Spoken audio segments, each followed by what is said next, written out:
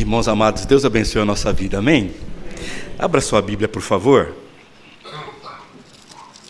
no Evangelho de João, em seu capítulo 3.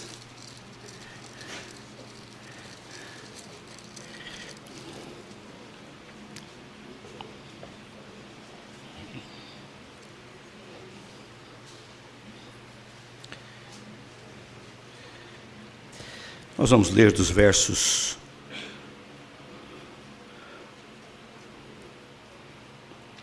1 a 3. João, em seu capítulo 3, dos versos 1 a 3. A palavra do nosso Deus diz assim: Havia entre os fariseus um homem chamado Nicodemos, um dos principais dos judeus. Este, de noite, foi ter com Jesus e lhe disse: Rabi, sabemos que és mestre, vindo da parte de Deus, porque ninguém pode fazer estes sinais que tu fazes, se Deus não for com ele.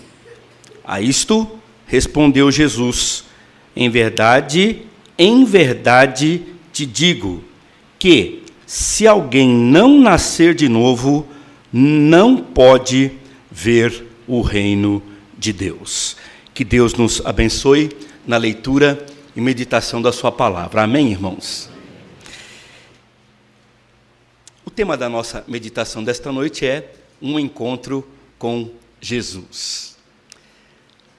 Tenho chamado a atenção várias vezes, quando falo acerca do Evangelho de João, de uma distinção especial, de uma forma de ver este Evangelho particular, única, bastante peculiar, que deve nos ajudar na melhor compreensão deste Evangelho. É muito curioso que nós tenhamos na Bíblia 4 evangelhos, contando sempre a história do Senhor Jesus Cristo. Alguém menos avisado poderia pensar: ora, se é a mesma história, por que contá-la 4 vezes? Sim, ela é sempre a mesma história, mas contá-la 4 vezes enriquece aos ouvintes, e contá-la para ouvintes diferentes exige sempre uma maneira diferente. Quando pegamos Mateus, Marcos e Lucas, você pode perceber que a história de Jesus é contada de maneira cronológica. Eles se preocupam com o nascimento, a genealogia, eles se preocupam com o ministério, e eles falam da morte e da ressurreição. É assim que nós escrevemos um livro. Ele sempre obedece uma cronologia, um começo, um meio e um fim. Todavia, o Evangelho de João não obedece esta mesma orientação cronológica dos 3 primeiros evangelhos. João escolhe contar esta história acerca de Jesus, não falando dos acontecimentos da vida de Jesus, segundo o seu crescimento, infância, juventude e vida adulta. Não. João escolhe falar da história de Jesus, narrando, escrevendo os encontros que o Senhor Jesus Cristo tem com as pessoas. Preste atenção nisso. Se Mateus dá grande importância para a narrativa do nascimento de Jesus, isto é uma observação cronológica, isto é uma observação biográfica, João quer falar das várias e várias pessoas que tiveram o privilégio de um encontro com Jesus Cristo. Por que isto?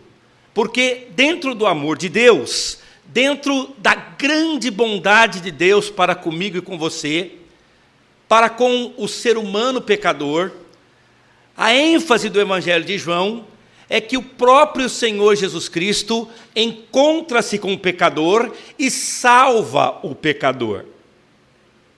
Na grande bondade de Deus, a mensagem de João é, em cada um desses encontros, em cada uma dessas conversas que Jesus tem com aqueles com quem ele encontra nos seus 3 anos e meio de ministério, são encontros de salvação.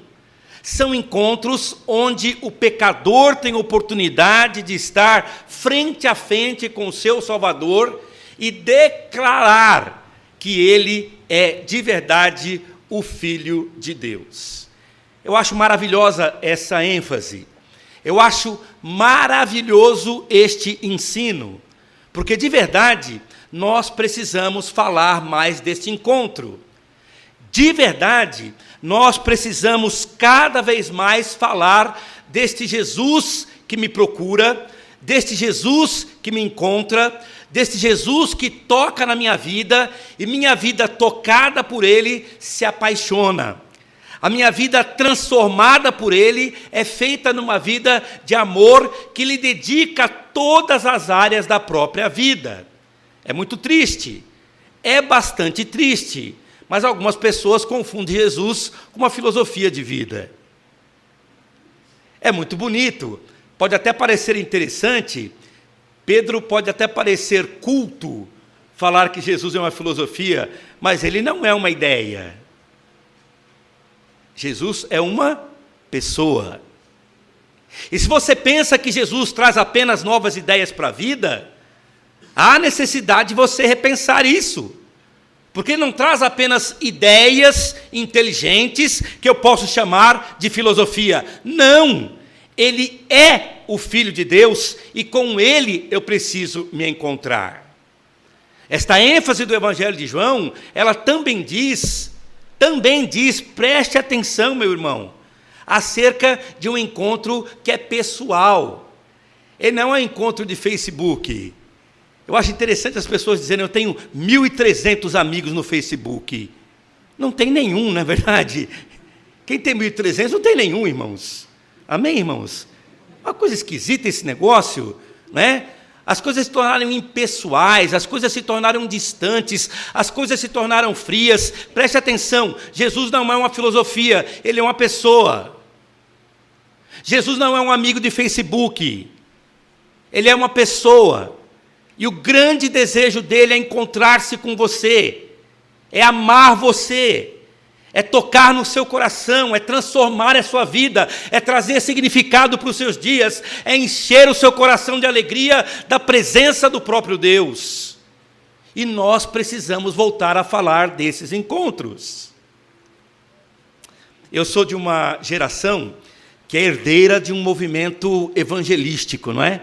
Eu nasci praticamente para o Evangelho, dentro de um movimento avivalista da Igreja Metodista e dentro de um movimento evangelístico, dentro da Missão Jovens da Verdade. Quem conhece a Missão Jovens da Verdade aqui? Quem já ouviu? Né? Agora são os vovôs da verdade, que eu já estou chegando lá, né? Mas lá na década de 70 eram jovens da verdade.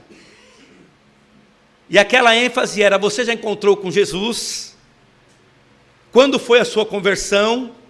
Como foi a sua experiência do novo nascimento? E de lá para cá essas coisas não são conversadas mais. Não são mais faladas. Como se Jesus fosse apenas um amigo de redes sociais, ou como se Jesus fosse apenas uma ideia, uma bonita ideia filosófica. Não, o Evangelho de João não diz isso. Ele diz que eu e você precisamos desse encontro. E não apenas no momento em que nos convertemos, ou que fomos convertidos, se você preferir, mas precisamos desse encontro, sempre e sempre nas nossas vidas. João capítulo 3 fala disso, irmãos. João capítulo 3 narra o encontro de Jesus Cristo com Nicodemos, diante do grande tema do coração de Deus, que é o novo nascimento do pecador. Neste encontro, nós aprendemos algumas coisas que nós não devemos nos enganar quando estamos na presença de Deus. E sobre 2 desses enganos, no encontro com Jesus, eu quero conversar com você nesta noite. O primeiro engano é que algumas pessoas acreditam que religiosos são pessoas que encontraram com Jesus. Que religiosos são pessoas que já receberam Jesus como Salvador. Que religiosos ou pessoas de sucesso não precisam deste encontro. Veja que coisa curiosa. Nicodemos tem aqui uma descrição de quem ele era. Havia entre os fariseus. Fariseus, na verdade, é uma palavra que no português fala acerca de uma coisa negativa. Fala de uma coisa pejorativa. Quando você chama alguém de fariseu hoje, você não está elogiando essa pessoa, certo? Certo? Certo? Você não está elogiando a pessoa. Oh, grande fariseu! A pessoa não vai se sentir elogiada e nem feliz com esse tratamento. Mas isso é no português, irmãos, porque no primeiro século, ser um fariseu era ser de um partido religioso de extrema consagração. Leve o seu pensamento, por favor, lá no começo da era cristã. Fariseus eram aquelas pessoas que haviam, diante de várias e várias decepções, diante do judaísmo, tomado uma decisão: nós vamos levar Deus a sério. E começaram a fazer várias regras, e começaram a fazer vários ritos, para tentarem levar Deus a sério.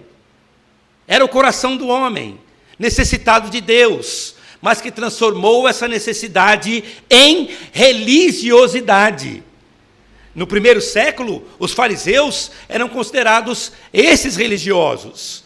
Os religiosos que tinham motivação, que tinham desejo, que tinham vontade de servir a Deus. Ao passo de você lembrar que o apóstolo Paulo, ao falar da sua consagração em Filipenses, ele diz que ele era um fariseu. Lembra-se disso? Paulo não está se depreciando. Paulo está dizendo: eu era do partido religioso que queria levar Deus a sério. Nicodemos, ele nos ensina que esta necessidade do encontro com Jesus não pode ser feito pela religiosidade, nem mesmo pela religiosidade de pessoas que se julguem especiais, porque ele fazia parte de um partido religioso especial, mas mais ainda, observe, um homem chamado Nicodemos, um dos principais dos judeus. A palavra grega aqui para principal é príncipe. E essa atribuição no primeiro século dizia respeito ao Senado. Era o equivalente ao domínio romano, que fazia com que cada região tivesse a sua autodeterminação política, desde que fosse obediente a Roma. Quem eram os príncipes, reverendo? Eram os membros do Sinédrio. O Sinédrio dominava aquela região política e religiosamente. E era mais ou menos como uma Câmara de Senadores com 70 ou 72 membros. Então, preste atenção, por favor. Nicodemos era um religioso e talvez tivesse status religioso bastante elevado. Mas não só isso, ele também tinha um destaque social. Era um político de elevada importância. Veja, não importa em que lugar da pirâmide social você está, não importa se você tem uma religião, você precisa encontrar-se com Jesus. Não importa se você é uma pessoa destacada socialmente, com grande status na sociedade, e você julgar-se por isso alguém importante aos olhos de Deus. Um religioso e um político, e nós sabemos que especialmente os políticos, né, irmãos, estão precisando de um encontro com Jesus, amém? Ore pelos políticos, viu? Mas se isso não bastasse, preste atenção que coisa curiosa. Flávio Joséfo é considerado um dos maiores historiadores acerca dos judeus de toda a história. Ele escreve o período da história dos judeus que envolve o cristianismo. E ele tem grande importância como consulta para nós evangélicos. Flávio Joséfo nos traz a ideia de que a família de Nicodemos era uma família muito importante, membro do Sinédrio, porque eles tinham o domínio da distribuição de cobre nas regiões da Palestina. Então preste atenção no que eu estou falando. Eu preciso que você acompanhe o raciocínio. Nós estamos falando de um homem religioso. Nós estamos falando de um homem socialmente importante. Nós estamos falando de um homem rico, muito rico. Hoje, sabe-se que as minas do rei Salomão... Quem assistiu essa porcaria desse filme? Alguém assistiu, não? As minas do rei Salomão? Assistiu, né? Bom, deixa para lá. É um péssimo filme, porque ele associa as minas de Salomão a ouro. E sabe-se que naquela região não havia ouro, mas havia muito cobre. A riqueza da Palestina estava no cobre. E quem dominava a distribuição do cobre? A família de Nicodemos. O que você acha de um homem religioso? O que você acha de um homem com status, posição e papel social de grande importância? O que você acha de um homem que não precisa entrar no cheque especial, que não faz o rotativo do cartão de crédito, porque ele pode gastar quanto ele quiser? O que você acha de um homem desse? Talvez alguém diga: pastor, este homem é um homem feliz. Há uma ideia na sociedade de que o cristianismo é para gente pobre. Há uma ideia na sociedade que cristianismo é para gente indouta. Há uma ideia na sociedade que cristianismo é para quem é desprezado socialmente. Então, pobrezinho, como ele não tem cultura, como ele não tem dinheiro, como ele não tem nada, ele vira crente. Nicodemos precisava de um encontro com Jesus, porque os religiosos precisam de um encontro com Jesus. Nicodemos precisava de um encontro com Jesus, porque por mais alta que seja a posição de uma pessoa, ela necessita de salvação. Nicodemos era uma pessoa rica e independente da sua conta bancária, independente da conta bancária de qualquer pessoa, sem Jesus o homem é um miserável. Jesus vem ao encontro do homem e se encontra com Nicodemos. Jesus vem ao encontro do pecador e se encontra com este pecador chamado Nicodemos. O doutor da USP precisa tanto de Jesus e tão desesperadamente encontrar-se com Jesus como qualquer analfabeto que você conheça. Os milionários de São Paulo, aqueles que moram nos bairros mais abastados, nas maiores mansões do Morumbi ou do Parque São Jorge, também precisam encontrar-se com Jesus. As pessoas que têm muita posição social, que são badaladas, que são fotografadas, que saem nas manchetes dos jornais, não se iluda. Essas pessoas precisam tanto de Jesus em sua fama, desesperadas em sua fama, sozinhas em sua fama, como qualquer pessoa anônima que ninguém jamais saberá o nome. O encontro com Jesus, portanto, em João capítulo 3, é um encontro necessário a todas as pessoas. E talvez você esteja pensando que em algum momento há uma camada da sociedade que não precisa tanto, que há um grupo que não precisa tanto, que há pessoas com determinada posição que não precisam tanto. O que é que o Evangelho de João vem me dizer? A mulher samaritana precisa tanto. O cego de Jericó precisa tanto. E Nicodemos precisa tanto quanto qualquer ser humano, porque todos pecaram e carecem da glória de Deus. Amém, irmãos? Eu e você precisamos desse encontro. Não confunda esse encontro. Ô pastor, mas eu sou presbiteriano de terceira geração. Eu não perguntei se você é neto do Simonton. Eu vou perguntar bem objetivamente: você teve esse encontro?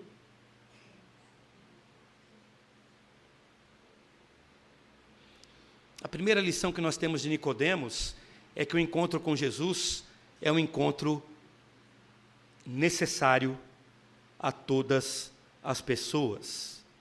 E eu espero que você não saia daqui nesta noite sem questionar: eu encontrei o Filho de Deus? Hoje aqui, com esses belos hinos, com as coisas que cantamos, com a palavra que ouvimos, da ceia que celebraremos, eu encontrei com Jesus. Eu vim apenas na religiosidade de um compromisso às 19 horas, que eu cheguei às 19h20. É isso? Ou é o Filho de Deus, que estando aqui e sendo o seu Salvador, foi encontrado e você o encontrou?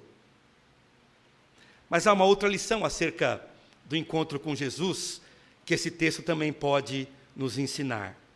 É que o encontro com Jesus necessita ser feito às claras.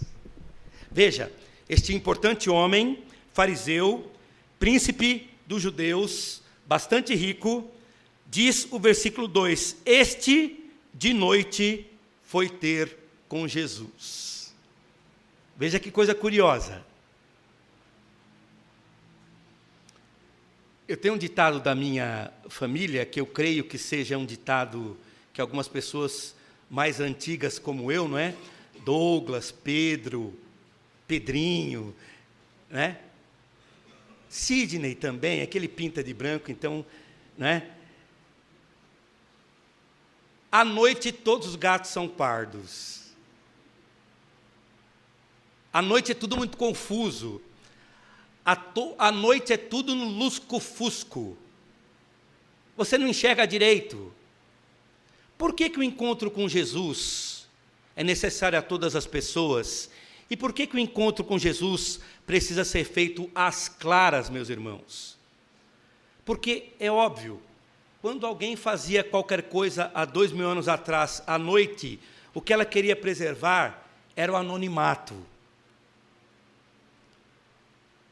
Você sabe, há 2000 anos, não havia energia elétrica, iluminação noturna, iluminação pública.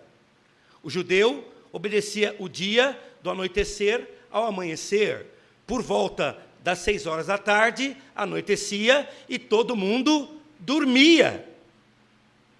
Alguns oriundos da roça aqui, ou que sabem as histórias da roça, sabem que o dia era determinado pelo sol. Anoiteceu, janta, dorme. Meu avô, criado nesse sistema, nunca passava de ir para a cama depois das 7 horas da noite. Mas 4 horas da manhã, 5 horas da manhã, estava de pé com toda a disposição. À noite por quê? Porque se todos estão dormindo, à noite por quê? Porque se eu não consigo ver, porque à noite todos os gatos são pardos, à noite por quê? Porque se todos estão recolhidos, ao procurar Jesus, ninguém ficaria sabendo.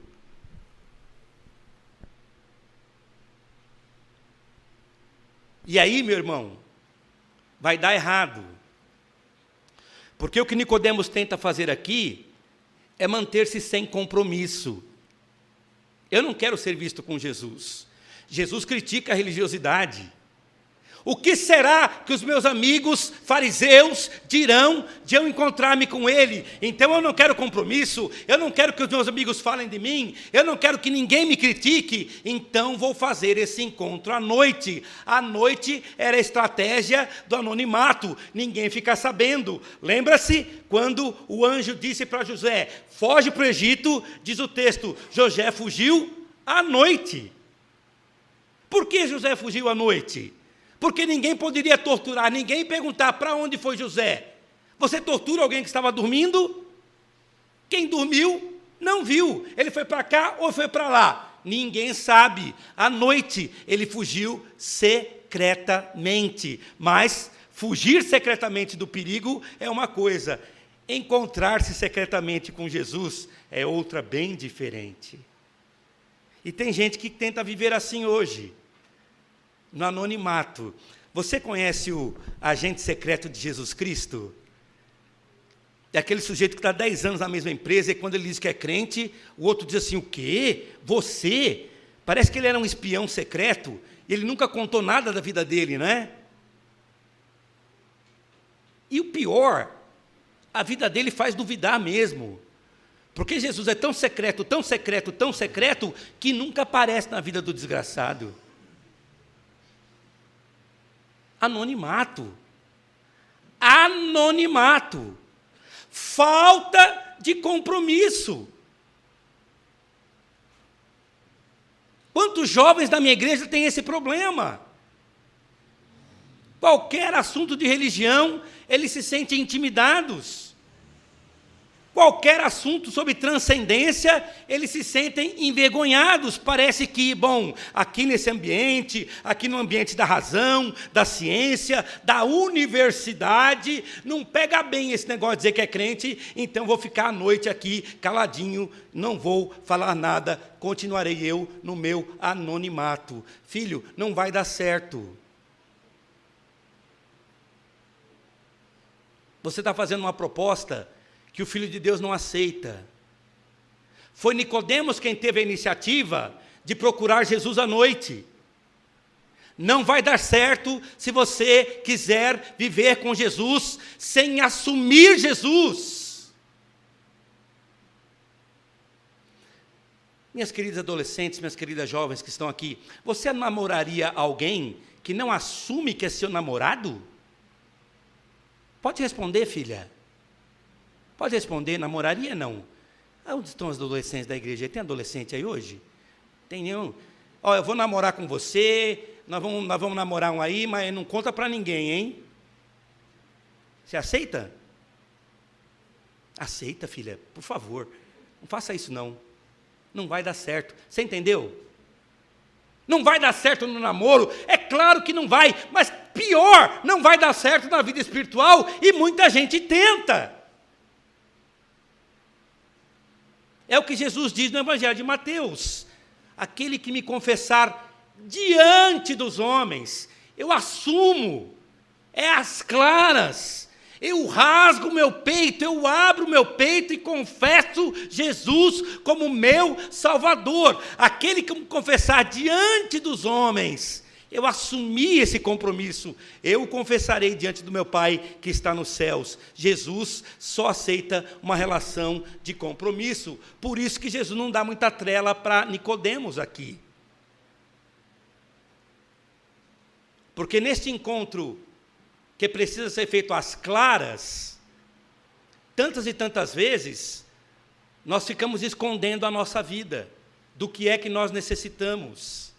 Nicodemos vai, bete, e fala assim para Jesus, Jesus, ninguém pode fazer o que o Senhor faz, não é? Se não for vindo da parte de Deus. Ele começa a elogiar Jesus. Ele começa a falar sobre um bom e amistoso relacionamento. O Senhor é importante, ninguém pode fazer o que o Senhor faz, que maravilhoso que tu és, muito obrigado por me encontrar contigo, muito obrigado, o Senhor é um homem muito legal. E como é que Jesus responde, irmãos queridos? Jesus não responde, ora Nicodemos, você é um homem muito educado, obrigado. Não, não, não. Jesus diz, Nicodemos, você precisa nascer de novo, e se você não nascer de novo, você não vai ver o que Deus tem preparado para os seus filhos. Veja que coisa maravilhosa. Veja que coisa maravilhosa. Mesmo quando propomos um encontro às escuras com Jesus, a bondade de Deus é tão grande que Ele vai direto ao fundo do nosso coração, joga luz na nossa vida e diz o que nós realmente precisamos. Nicodemos queria travar uma conversa, depois você lê o capítulo inteiro, Nicodemos fica discutindo o novo nascimento, se eu volto vem da minha mãe, elogiando Jesus, como é que pode um homem velho nascer de novo? Nicodemos queria filosofar, queria discutir teologia, Pedrinho. Mas Jesus traz luz para o encontro noturno. Você precisa nascer de novo, Nicodemos. E esta é a vida maravilhosa que nós temos, porque as coisas escuras do nosso coração, os encontros sem compromisso que às vezes propomos, a nossa falta de coragem de assumir de peito aberto Jesus Cristo, jamais será aceita por Ele, porque Ele interrompe esse encontro e diz exatamente o que é que você está precisando. Talvez muitas pessoas estejam aqui nesta noite na formalidade desses encontros educados. Boa noite, boa semana. Cantaram coisas educadas acerca de Jesus. Rabi, tu és mestre. É claro que os milagres que o Senhor faz são da parte de Deus. Tudo muito educado, tudo muito bonito, mas o coração em trevas. Tudo muito bonito no sorriso da selfie, mas que esconde coisas no coração que revelam a falta de compromisso com Deus. Irmãos, ninguém que tendo se encontrado com Jesus vai sair desse encontro sem saber que o seu coração iluminado será um coração abençoado. Amém? Nosso coração vive em trevas, nós queremos encontros noturnos, nosso coração vive em trevas, nós vivemos na formalidade da religião, nosso coração tantas e tantas vezes tem coisas escondidas, nós vivemos na educação protestante, mas Jesus deixa tudo isso de lado, para dizer que Ele quer se encontrar com você, de verdade, você precisa nascer de novo. É por isso que nesta noite, Deus nos trouxe aqui. Nenhum de nós veio aqui por acaso. Nenhum de nós pode prescindir, dispensar ou ignorar a necessidade desse encontro. Nem o homem mais rico, nem o homem mais pobre, nem o doutor da USP e nem o analfabeto da minha rua, nenhum deles pode estar com Jesus, propondo encontrar-se com Ele, sem o devido compromisso. E é por isso que Deus nos trouxe aqui nesta noite, porque o Filho de Deus continua tal qual no Evangelho, querendo encontrar-se conosco, querendo abençoar a nossa vida e querendo que esse encontro seja um encontro maravilhoso. Vamos fechar os nossos olhos, irmãos.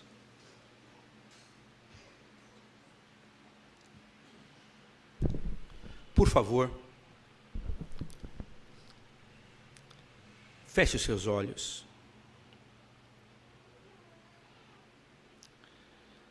Você veio para o encontro com a igreja?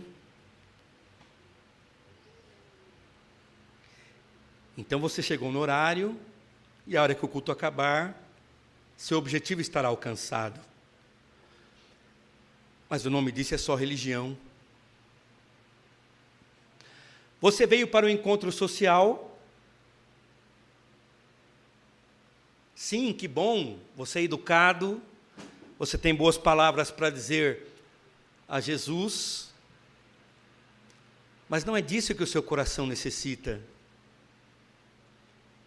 E embora a sua simpatia e seu sorriso possam enganar todas as pessoas aqui, não é suficiente para enganar Jesus, que sabe do que é que você precisa, que vai lá no fundo do seu coração e diz: você precisa de um encontro, você precisa de libertação, você precisa de transformação, você precisa de novo nascimento.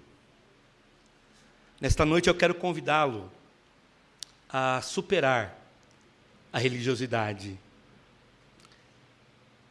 Nesta noite eu quero convidá-lo a entender que o Filho de Deus vem ao seu encontro e quer tratar das coisas mais profundas do seu coração.